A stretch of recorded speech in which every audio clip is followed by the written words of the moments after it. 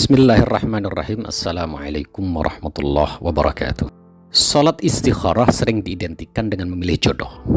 Padahal memilih jodoh itu hanyalah satu di antara sekian banyak masalah memilih dan menentukan pilihan.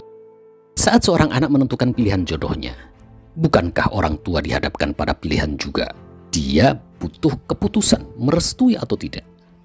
Orang tua pun perlu istikharah. Saat seorang pengusaha dihadapkan pada tawaran proyek-proyek besar, bukankah itu juga menentukan pilihan? Saat seorang atasan ingin memutuskan keputusan berat menyangkut kepentingan banyak stafnya, bukankah itu juga butuh kemantapan hati? Dan masih banyak lagi masalah hidup ini yang mesti diselesaikan dan diputuskan. Dan itu membutuhkan kemantapan hati. Disinilah syariat menawarkan jalan keluar, yaitu dengan jalan salat istikharah. Bagaimana tata cara salat istikharah ini? Cara salat istikharah sebenarnya sama dengan salat sunnah biasa, yaitu dengan 2 rakaat. Dimulai dengan niat, kemudian disusul takbiratul ihram, membaca surat Al-Fatihah, membaca ayat Al-Quran, dan seterusnya hingga salam. Tidak ada waktu khusus untuk melaksanakannya, kapanpun bisa dilakukan. Namun, salat istikharah disunnahkan segera saat seseorang menghadapi masalah pilihan, bahkan jika tidak bisa ditangguhkan. Sebagian ulama membolehkan dilakukan pada waktu-waktu yang diharamkan salat sunnah, seperti setelah subuh dan setelah asar. Selain itu, tidak ada ketentuan bacaan surat khusus dalam salat istikharah. Hanya saja, memang beberapa sumber menyebutkan pada rakaat pertama setelah membaca surat Al-Fatihah disunnahkan membaca surat Al-Kafirun, dan pada rakaat kedua setelah membaca Al-Fatihah membaca surat Al-Ikhlas. Hal ini dimaksudkan mengikuti sholat hajat, karena istikharah termasuk sholat hajat. Kemudian membaca doa, yang doa itu diajarkan oleh Nabi kita Muhammad sallallahu alaihi wasallam. Allahumma inni astakhiruka bi'ilmika wa astaqdiruka biqudratika wa as'aluka min fadlika al-azim. Fa innaka taqdiru wa la aqdiru wa la a'lamu wa anta 'allamul ghuyub. Allahumma in kunta ta'lam anna hadzal amra khairan li fi dini wa ma'ashi faqdurhu li wa yassir li thumma barik li fihi. Wa in kunta ta'lam anna hadzal amra syarrun li fi dini wa ma'ashi wa 'aqibata amri wa 'ajilihi wa ajilihi fasrifhu 'anni wasrifni 'anhu waqdur lil khaira haitsu kana thumma raddini bih.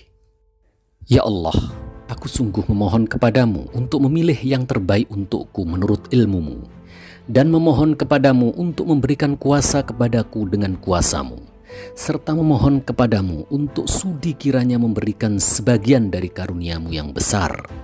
Sesungguhnya engkaulah yang maha kuasa, sementara aku tidak berkuasa. Engkaulah yang maha mengetahui, sementara aku tidak mengetahui. Serta engkaulah yang maha mengetahui hal-hal yang gaib. Ya Allah, jika engkau tahu bahwa perkara ini baik bagiku demi agamaku, kehidupanku, dan akhir kehidupan keadaanku, maka jadikanlah dia terlaksana untukku, dan mudahkanlah untukku. Kemudian berkahilah aku.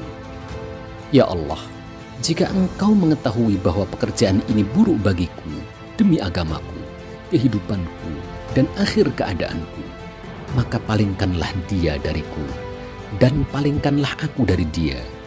Kemudian berilah aku yang lebih baik, apapun ia. Kemudian ridhokanlah aku terhadapnya.